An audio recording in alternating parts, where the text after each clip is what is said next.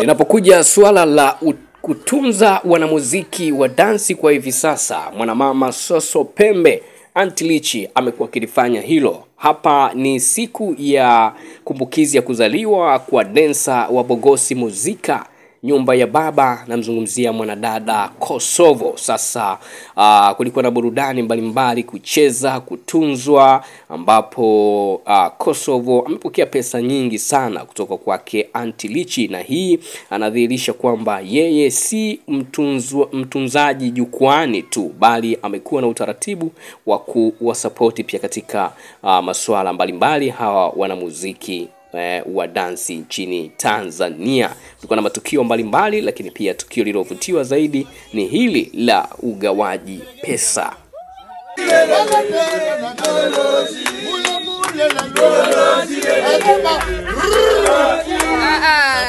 Tuliondoka hizo.